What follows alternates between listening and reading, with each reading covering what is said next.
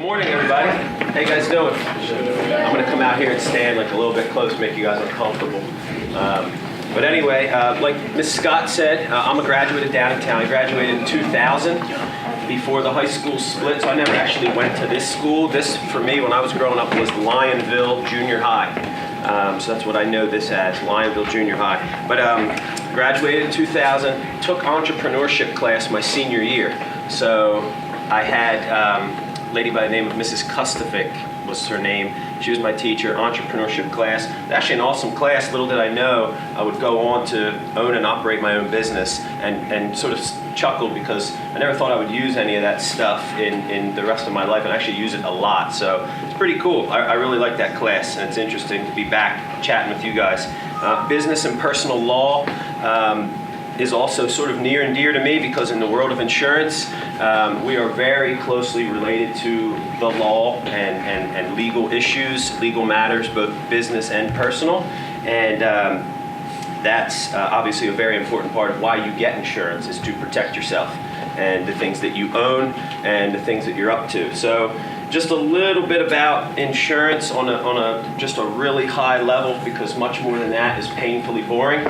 So I won't do that to you. But insurance is basically a tool that's available to all of us to purchase in exchange for protection and a promise against things that are near and dear to us and valuable to us. Anybody have an example of something you might need insurance for? Yeah, a car, perfect example, right? You save all your money, you work all year long, you save it up, you buy a car. The last thing you want to have happen is a tree to fall on your car, and you're like, well, what the heck do I do now? My brand new car, tree just smashed it. That's not fair. Well, guess what? That's the way life goes, right? Stuff happens. If you have insurance, what you've basically done is you've bought yourself protection. So now you can call me up and say, hey, Mr. Wright, tree fell on my new car. What can you do? So what we do is we have you pay something called a deductible. It's your little share into the pot of money, and then what we do is we get you a brand new car, just like the one you had. So just like you see on the TV commercials, right? New car replacement, blah, blah, blah, all that stuff. That's what we do. And it's a way to protect yourself from a situation that would normally be very uncomfortable. Nobody wants to start all over again from zero, save up a new car, right? Even more of an extreme example would be a house, right? Way more expensive than a car. And although it's not as common, houses catch on fire, bad things happen, storms, lightning, and houses burn all the way to the ground. What are you going to do? Start all over? I mean, it takes people their whole life to buy a house, right? You're not going to start all over. Oh, shoot, that sucks. That's just the way the cookie crumbles. No, you're going to call your insurance company and say, hey, listen, I had a terrible fire, and I need you guys to help me out. So obviously that's just super duper basic. There's lots of little intricacies in there in the world of insurance, but from a personal standpoint, insurance is a tool and a product that you can buy to protect the things that are near and dear and valuable to you. The other side of that, which is sort of related to law, is something called liability. Anybody know what liability is or means, or sort of is or means? Anyone want to take a stab at it? No? Okay, good. I wouldn't either. Liability is when you are responsible for something. You are liable. Basically, it's a fancy way of saying it's your fault, right? So if you're driving down the street in your car and you're texting and you don't see the light turn red, and you blast through the red light and you crash into me and my wife and my daughter on our way to dinner, you're liable. That's your fault, right? You were the one operating your car like an idiot, texting, blew through the red light, crashed into me. You're liable. It's not my fault. Why should I have to pay anything for your stupid mistake? So you're liable. Guess what? We all make mistakes. The texting example is just an easy one, but we all make mistakes. We all slip while we're turning the thing to the radio. We sneeze. The sun's in your eyes. People make mistakes, and you're liable for those mistakes. So this type of thing happens all the time, and your liability is there to protect you when you screw up, because nobody's perfect. Liability is very closely related to law, because a lot of times people will say, well, that wasn't my fault. What are you talking about? That wasn't me. Well, yeah, it was. No, it wasn't. And then it turns into what they call he said, she said. It's me versus you, and you're like a really good liar, and I'm a really good liar, and we're both just lying. then that's when we got to get some attorneys involved, and it becomes a legal matter. And that's the world of insurance and how it's related to law in a very basic sense. The one thing that Mrs. Scott did want me to mention is something that you might hear, you maybe have heard already, is something called tort. Tort is something that's on everybody's car insurance, on your auto insurance, and it's an option. You have two options. You can go limited tort or you can go full tort. And basically what that is it's a legal term, meaning you're choosing, before the problem occurs, you're choosing up front, you're making a decision which type of tort you would like to purchase on your car insurance. Limited tort is exactly what it sounds like. It's a little bit limited. It costs less money. Full tort, it's full. It costs more money, right? And what that means is if you're in an automobile accident, you have the ability to hire an attorney and go after, on an offensive maneuver, the other person who you were involved with in a car accident. That's full tort. You have full reign. Go do whatever you want. Go after Mr. Walker, go after Miss Scott, go after me. You can go do whatever you want. You have full reign. If you have limited tort, it's a little bit limited, which means you can't quite do as much as you thought you were going to do. And people would say, well, why would you ever choose that? Why would you ever want limitations? You save yourself a lot of money. And when you start paying for car insurance, especially when you get a little bit older, you got a couple cars, you got a couple teenage drivers like you guys, your parents on the same auto insurance plan, it gets really expensive. And choosing limited tort could save you a couple $1,000, which is a lot of money. So she wanted to make sure that you guys heard that, and I discussed that. But the part that I really wanted to kind of get into, and I know we don't have tons of time, is the entrepreneurship aspect of what I do. The business is the Wright agency, and I don't know how many of you guys, since you go to East, get out that way, but it's on 322, right near Guthriesville. Does anybody know where that is? You're driving up that way, headed towards Glenmore, sort of out that neck of the woods. And that business has been in my family since 1977. And currently my wife and myself run it with a few employees to help us out. And all we do is insurance. We don't do anything else. It's just insurance there. And it's a little white house right on the side of 322. If you ever drive by, pull in, come in and say what's up. Remind me that you were in this class, and we're always open. Discount? Absolute discount. Yeah, absolute. Yeah, big We're time. there. Yeah, come on, big time discount. So it's not just insurance though. When I go into my office every morning, if I were to start my day, say around like 7:30, 8 o'clock in the morning, and sometimes I don't end it till 7:30, 8 o'clock at night, the actual amount of time that I spend doing insurance is probably less than half. Because in the world of entrepreneurship, which you guys are learning about, it's not just the actual job, it's not just the actual service or product that you're providing that's part of that whole mission. It's everything else that goes with having a business. So, for instance, on a Friday, instead of doing insurance, what am I doing? I'm doing something more involved in the community. This doesn't have anything to really do with my actual job, but when you own your own business, you do lots of different things. Wednesday night, what do I do every Wednesday night? I take out the trash. I don't have a janitor service. I don't have a maintenance department. That's me, right? So I gotta go to each office, take all the trash cans out, put the recycling out, go do that, right? It's not the most glamorous thing in the world, but that's what entrepreneurship's all about. Every month, all the bills come rolling in. Guess who pays all the bills? Gets my checkbook out, my online system, all my bank systems and everything. I sit down and I do that. And that's hard for me because I suck at math, real bad. So I'm double, triple checking with the calculator, and it just has to get done. And that's sort of part of entrepreneurship. Everybody likes to focus on the glamorous side of it, the part that's the most fun part.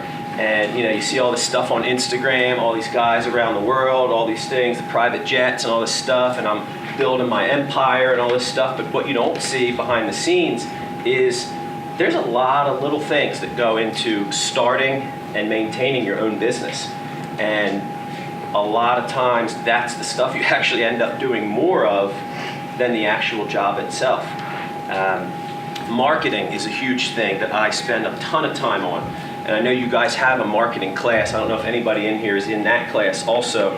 But marketing. Actually doing marketing for their product that they created in entrepreneurship right now. Oh, okay. We're doing the marketing plan piece of it. So you'll see marketing is really a part of every single business, right? I mean, when you guys were all walking in here today, I was taking notice of all the different like t-shirts and zip-ups and sweatshirts and stuff, and it's amazing to me to see all the different brands and different entities and sports teams and colleges and styles and stuff that you've chosen to wear to school today. That's marketing. Somebody somewhere put that product out there in a way that made you go, oh, you know what, that's cool, that's for me.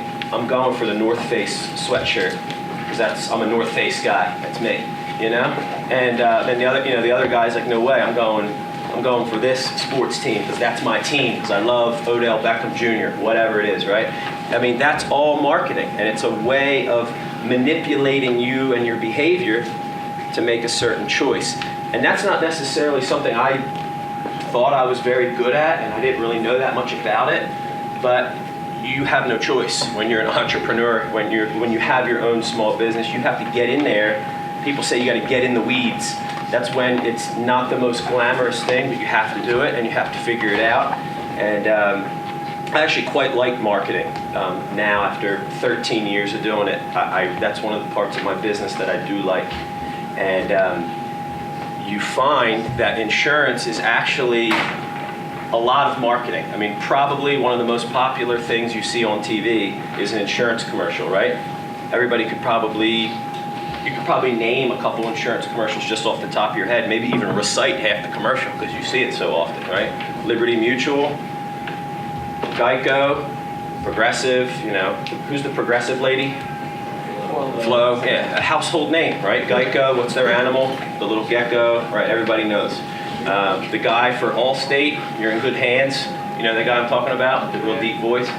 I mean, these are really, really good marketing companies. And that's my competition.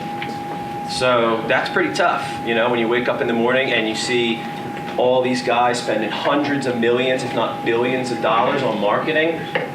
It can be a little bit daunting to think that that's your competition. But where they don't succeed is they don't succeed in getting into the community, getting in on more of a grassroots level, and also striking a nerve with people like, oh my gosh, I know where you live, I know your uncle.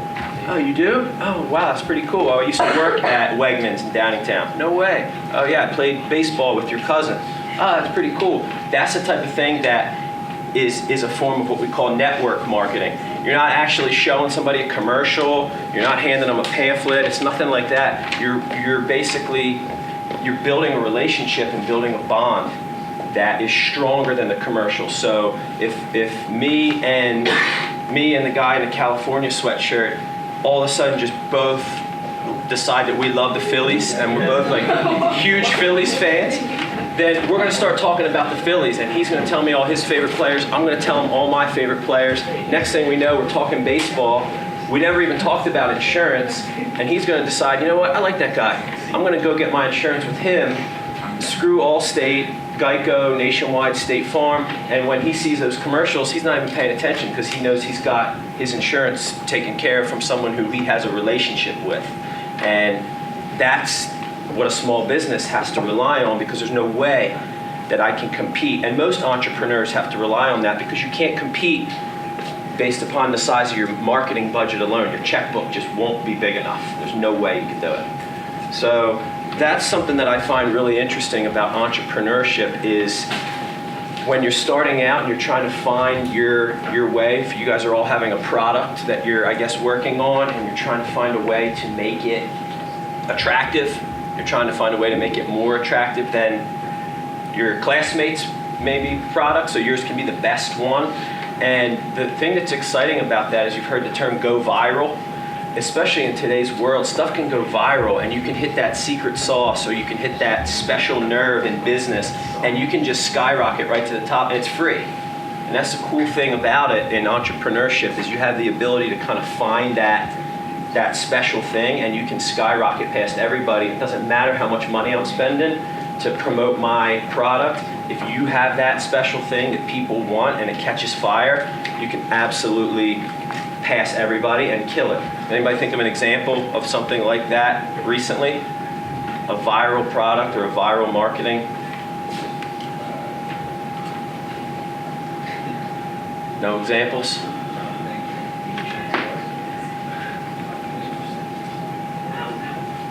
Well, I'll give you an example. There's something called Rocket Mortgage. Have you ever heard of Rocket Mortgage? It's by Quicken Loans. Rocket Mortgage was zero. It wasn't even a company. It wasn't even a division of Quicken Mortgage. And it went from zero to one of the top 5 mortgage companies in the United States, which, by the way, is really hard to do.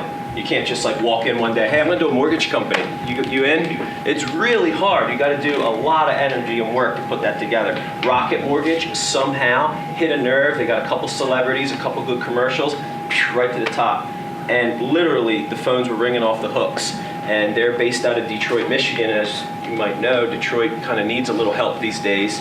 And their office is like tripling and doubling every couple months. And Rocket Mortgage is an example in business where they don't really do anything different than any other mortgage company. They do the same thing. Mortgages are mortgages. Pretty boring, almost as boring as insurance. So there's not a lot of excitement there. And why did they get it? I don't know. If I knew, I would have did it myself. So that's, to me, a cool thing about entrepreneurship. On the flip side, Mrs. Scott also wanted me to mention, obviously the world of insurance isn't just guys like me sitting in my little office in Downingtown. It's not just the guys on the TV commercials that you see. There's thousands and thousands and probably millions of other people in that industry doing lots of different things. So if you're thinking, oh man, this guy is so freaking boring, I can't wait till this ends, insurance sounds miserable, probably right, it's not for you. But all those insurance companies have graphic designers.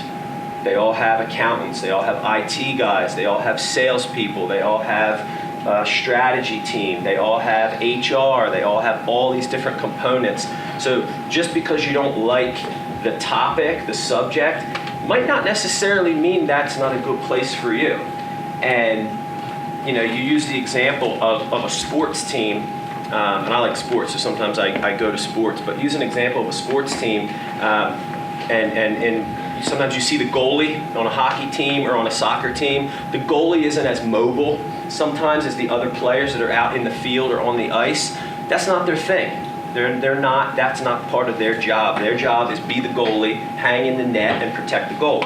And a team needs different players to execute different positions and different functions in order to succeed. Not everybody has to do the same things. And I think that's important to remember in the world of business, any business, but especially insurance. It's not just the guy like me that you see, oh man, it looks so bad, I don't want to do that. Fine, but there's lots of other people that I rely on a daily basis, and it's all insurance, it's all related. And it's a very stable industry. Insurance is something that is required by law. You can't drive a car in the state of Pennsylvania without car insurance. You can't drive a car in the United States, all 50 states without car insurance. So right there, if I'm thinking about what job I want to maybe start to get into because I don't want to lose my job and get fired when the economy goes south, wouldn't it be a good idea to get a job selling a product that's illegal not to have? Kind of sounds like a good plan, right?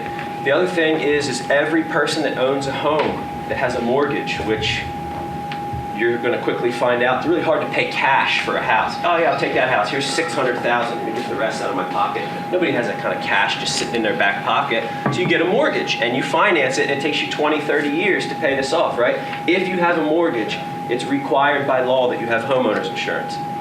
So again, isn't it pretty cool to sell something that's illegal not to have? Doesn't mean they have to get it from me, but you stand a way better chance of maybe having a little bit more of a stable business if your product's illegal not to have.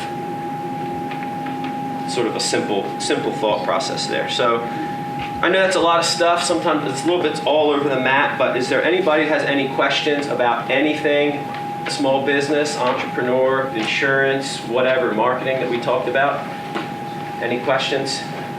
What form of marketing do you use?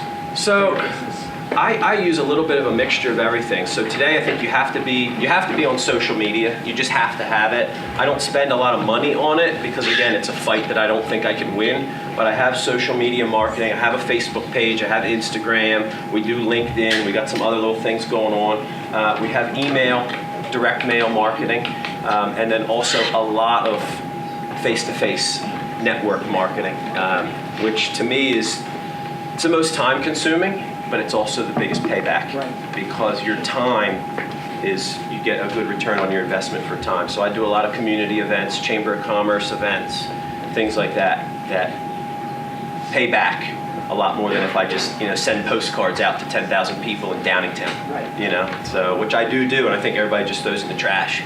So, because that's what I do when I get home. I'm like, junk. Even if I know the place, I'm like, who cares? Right We in the trash. actually keep some of those. Like, spending for looking for insurance, we'll put those to the side. Every once in a while, you hit somebody, and it feels good to get one, But we do lots of different forms of marketing. Quite frankly, probably our most successful marketing tool is our sign on the side of the highway. So we've been there for it's our 43rd year. So there's a lot of people's grandparents who were customers, then their parents, their children became customers, and now their kids, probably, what are you guys, 16, 17, 18? You guys are now driving and you're customers. So sometimes there's 3 generations that are customers. That really helps, We always went to the right agency, and that's where we're always going to go. And that's powerful for us, so we try to take advantage of that as best as we can. Does anybody have their own insurance policy? Anybody on their own insurance policy all by yourself, just you? Exactly. Yeah, it's hard. It's a hard thing to do for young people to start out and get your own policy. It's a lot easier to go maybe on a family plan or some type of combination of family members. Does anybody have any interest in starting their own business? You do? Are you in your entrepreneurship class? Yeah. Oh, cool. Okay. And are you going to tell us what it is, or is it a secret? I mean, I kind of like writing, so okay. An author, marketing that kind of. It's not really like a business, but it's a product. So. It's absolutely a business and a product. Yeah, my brother-in-law is a writer, and he doesn't have an office. He sits around in his flip-flops all day, and as long as he has his laptop, he's at work. And he writes for tourism bureaus, so places that are promoting travel to different parts of the world. He's a writer, so he travels all over the world and he writes articles for travel magazines. And he's got the dream. Yeah, he's got the dream. So but the hard part for him is he's a really good writer, but what he's not that great at is he's not that great at the business side of his business. Like every year when taxes come around, he's like, John, can you please help me with my taxes? I don't know how this works. He's a really good writer. Yeah. I can barely complete a sentence when I write. So him and I sort of like trade services. I'm like, all right, you write this for me, and I'll help you with your taxes. And then everybody, and that's what it's all about, scratching each other's backs. Anybody have any questions about marketing, insurance marketing, and the stuff you see on TV? You see a commercial and you're not quite sure what it means, or you think it's bogus, or you think it's good. You guys have a commercial or no?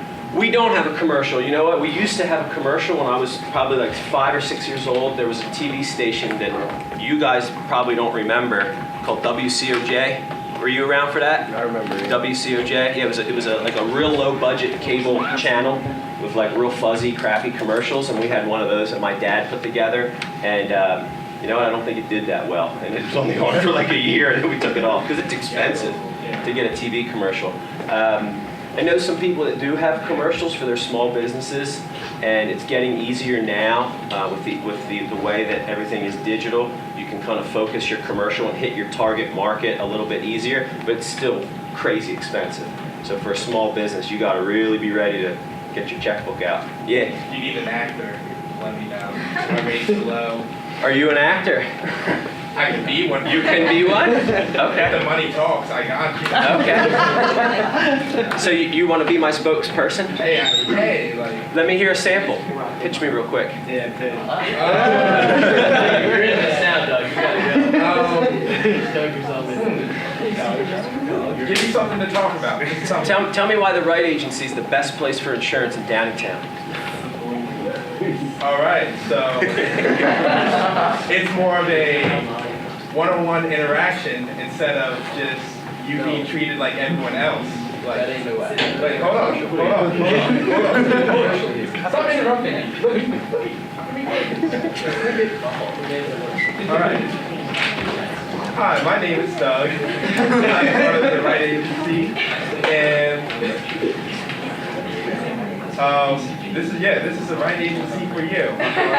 Here at the Wright agency, we like to treat our customers with care. You don't work. Unlike anyone else, we actually do care about you. We go into depth about your problem. Our rates stay on the low. I'm at a loss for words. I'll take it. No, you know what? You know what? It's funny that you say that because the world of marketing is all about exactly what you just did. I don't think you did that great of a job, but your heart's in the right place. And what it's all about is catching people off guard. And you just caught everybody in here off guard, and maybe my response caught everybody off guard. And that's exactly what it's all about. The way he sort of like spontaneously had the idea, I'm an actor.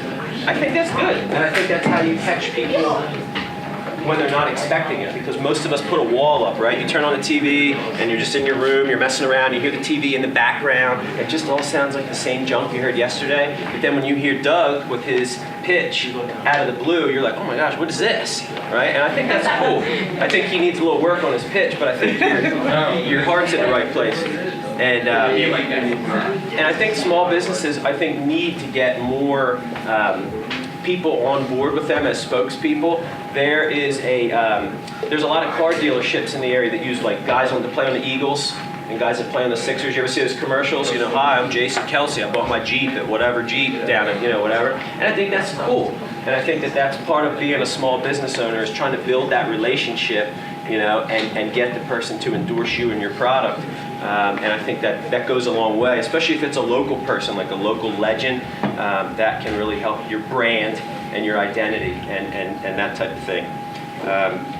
The other question I wanted to ask, anybody have any more questions on the insurance marketing stuff that you see on TV? Yeah. Mrs. Scott said that she saved like $900 or something when she switched to you. Like, how does that work? Like, She did. So how did you make it so she didn't have to pay as much, but it was still like insurance? You know what I mean? Like, exactly. How does that work? So basically, that's a really good point, and that's exactly what I do every day. So I'm an insurance broker. So basically, it means you come to me and you tell me what you're looking for, and I go out and I find it. I do all the dirty work. So by the time I get back to you and I say, hey, I got what you were looking for, and I checked 15 different places. This is the best one. So save your time. This is the best one. What we do is we search all around our different companies and our resources, which are different than the ones you see on TV. The ones you see on TV, in my opinion, are kind of, to use a word that maybe makes some sense, they're kind of basic, right? Just basic. It's the same old stuff. You see it on TV. It's all the same. When you come to a guy like me, we can dig a little deeper, and we have access to some products and companies that maybe you don't as just a consumer. And so what we did for Mrs. Scott is we shopped her needs around, and we found a company that actually was giving her more coverage than she had currently for her and her family, and the rate was $900 less. And I distinctly remember her going, are you sure that's right? Are you sure this is some type of thing? Like, she was really questioning it. And she came in and sat down in my office, and we chatted about it for 15, 20 minutes, and I showed her, this is the real deal. This is legit. And she signed up, and she switched over to us. That was probably 4 or 5 years ago, at least. And that's what we do every day. And that's just a really good example. $900 is a lot of money. We do that for businesses too. Sometimes businesses save $10,000, $20,000, $30,000. And the guy that owns a business is pretty happy when that happens. So that's what we do day to day. Is we help you find insurance, because it's kind of hard to find on your own. You see all these TV commercials, you see all these things going on. It's difficult to sort of pick and choose the one that's right for you. So that's what we do. We're the experts in that area. So that's how she saved $900. And and I thank her for telling everybody that, because it's a true story, and that's what I do every day. So it's rewarding to help save somebody some money too. It feels good. Was there a question over on this side? How has technology changed what you do? So you used the example of Rocket Mortgage earlier. So one of their big differentiators, you can apply for a mortgage from your cell phone now and complete a lot of that work that used to be going to a loan officer and everything like that. They've kind of simplified the process. So Right. how has that impacted specifically the insurance I think industry? it's impacted us in two major ways. One of them is actually in our office, the actual operations, the actual doing insurance has gotten way easier. You used to have to fill out paper applications, 20, 30, 40 page applications, and fax it in a fax machine to the insurance company, wait 3 days for the guy to fax you back and say, you missed questions 19 and 42. Oh my gosh, you freaking kidding me? You gotta do the whole thing over again, fax it back, wait another 3 days. Now, it's all online. We go into our system, I can input your information, and we can have a quote ready for you in 10, 15 minutes. And to me, that's technology that's really given us the power to compete with the big boys, if you will, right? So it gives a little agency like us a lot of firepower, and we can pretty much get any insurance in the world for anybody, and we have. It also, I think, has made a difference in the marketplace with how people shop for insurance. You know, I think maybe 10, 15, even 20 years ago, when the internet was new and everybody was like, oh my gosh, you can buy things on the internet? This is crazy. Well, one of those things that was developed was buying insurance online. And I think when it was new, it was a novelty. People were kind of excited about the fact that you could buy insurance online. But guess what? It's kind of worn off. It's kind of like just because you can doesn't mean you should. And I think a lot of people have bought insurance on the internet and made mistakes, and they got burned. And now they don't want, even though the technology is there and it's available, I find them reverting back to an in-person meeting with an agent like me, which is great. That helps me in my business. You have the expertise I to have the know expertise. what to look for, what to have them buy. It's kind of like the Wall Street Journal, you know, one of the most famous newspapers in the world. And you know, the Wall Street Journal was always sort of a standard thing. You know, you'd see a businessman with the Wall Street Journal under his arm, and he's walking around trying to be a big shot. Everybody sees his Wall Street Journal, and that was sort of a thing. The guy probably never even read it, but he just carried it around to look cool. Then Wall Street Journal goes online, right? Subscribe to Wall Street Journal. You can get it for $9.99. It's on your iPad and your iPhone. And you see all these old guys trying to like read their Wall Street Journal with the little print and they can't read it. It's miserable, and nobody knows they have it, right? It's on their phone. They've got it, but nobody knows they have it, and they can't even read the darn thing anyway. So Wall Street Journal sales have actually now come back more in a print form than they were a couple years ago, because people realize, okay, I know I can get it online, awesome, but I don't want it. I'd rather have it old school. And I think we're starting to see that in our business. A lot of younger people come into my office, way more technologically advanced than I will ever be.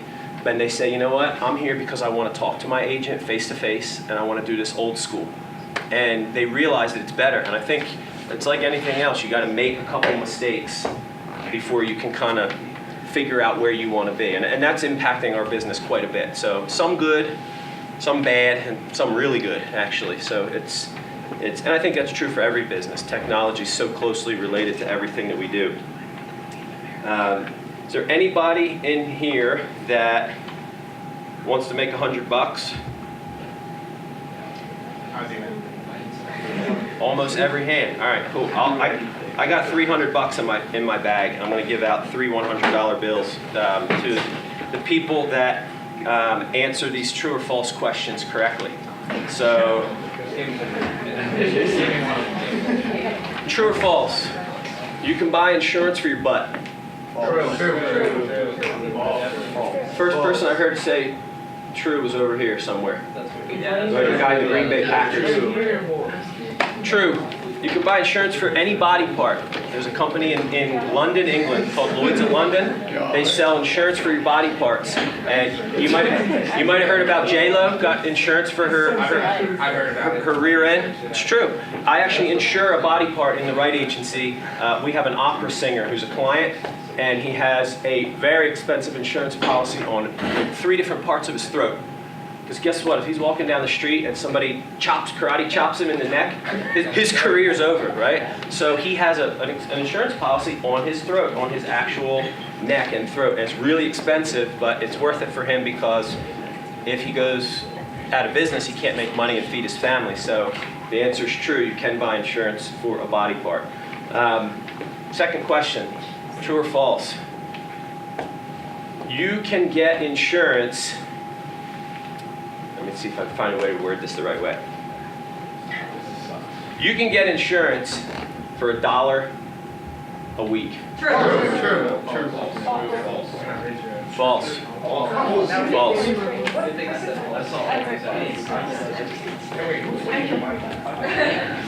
Somebody over here in this area, I'm pretty sure it's the guy in the back in the gray. I heard you first.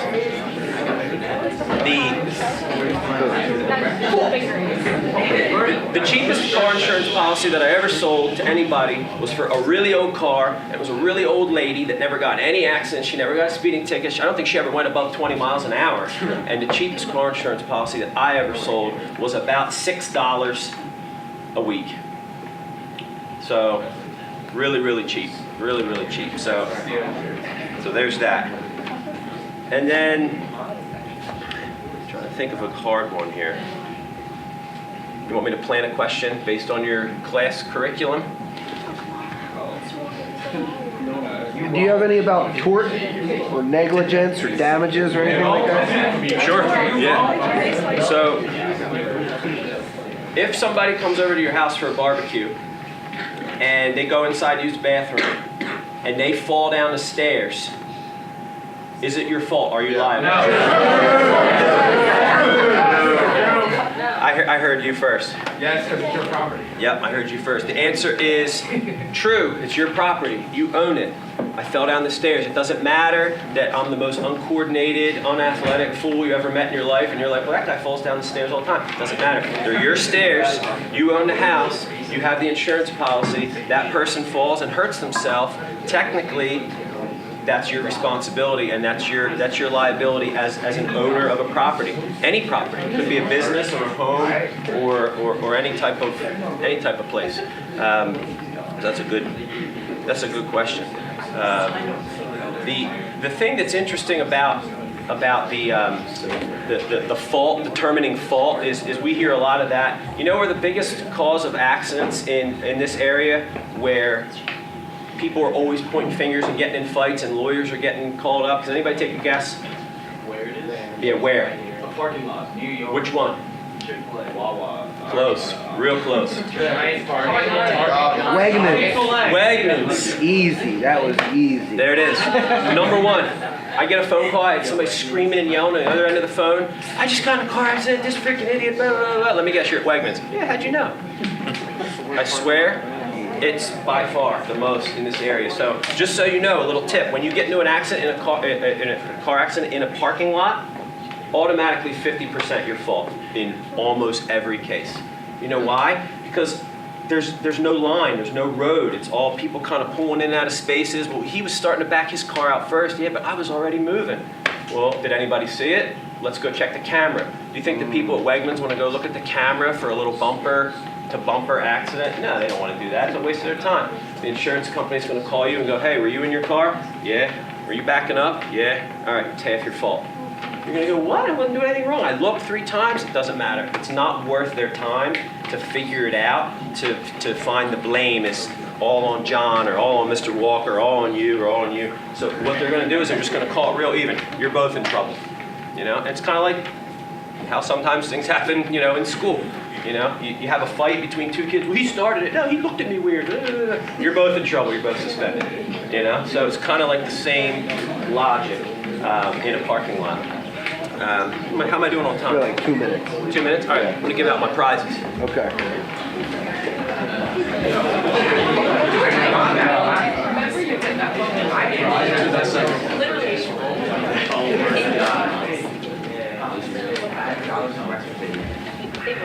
Nice job. Congratulations. I don't like that. We got Green Bay Packers guy. There we go. Here's our last